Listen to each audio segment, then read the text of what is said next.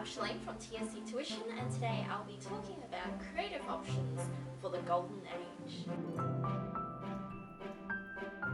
If your teacher or school has given you a list of creative options to choose from, or asked you to come up with a creative option that they will approve of before you go and write the actual thing, you might find it a little bit hard to figure out what exactly you're going to write. Because after all, it is still a SAC and there are just so many options to choose from. In a previous video, I've already talked about the importance of choosing your themes first before deciding on the plot of your story. So today I'm going to talk about some major, very commonly studied themes in the Golden Age and maybe some possible options that you could take in regards to talking about these themes in a creative manner. If your themes are survival and vocation, or survival and work, or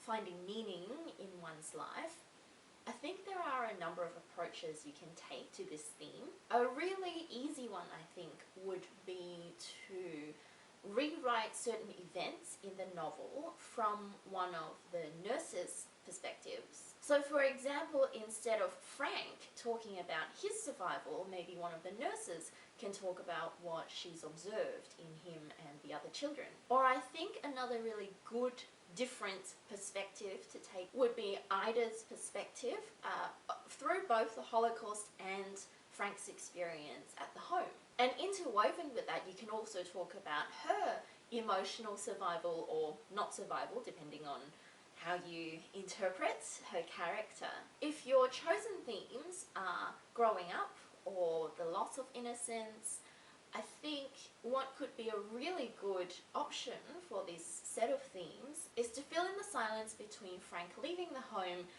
and that final chapter where we see him all grown up. We don't hear a lot about that period of his life, or about Elsa's life really, so I think that is some really rich ground for students to explore. Well, what does it mean for them to, effectively be kicked out of the home and they now have to do all of this growing up on their own back with their families? And of course, if you're going to fill in this silence, it would also be a great idea to explore those familial ties that we see explored throughout the novel. If you were going to explore the themes of trauma and grief and loss, I think what could be a really good option is to rewrite certain scenes or rewrite certain bits of characters' biographies in a different format. For example, a series of newspaper reports about the influx of refugees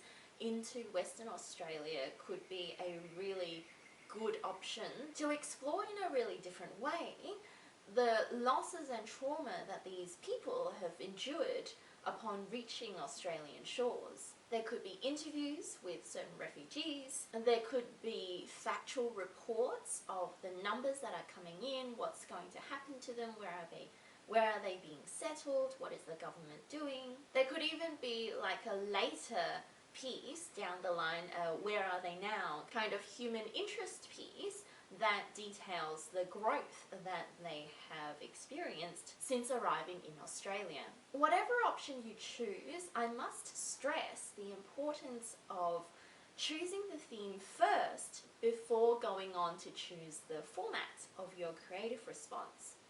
Remember, you are not really being judged on the creativity of your writing, you are being judged on your understanding of the themes and characters. So making sure that you got that right first before choosing the format of what that's going to look like is most important. So I hope that was helpful. As always, like and subscribe to all of our social media channels so that you can get our latest tips and tricks to achieving your best in your English subject. And as always, if you'd like to get some one-to-one tutoring in the eastern suburbs of Melbourne, please contact us and we can send someone to you. Thanks for watching.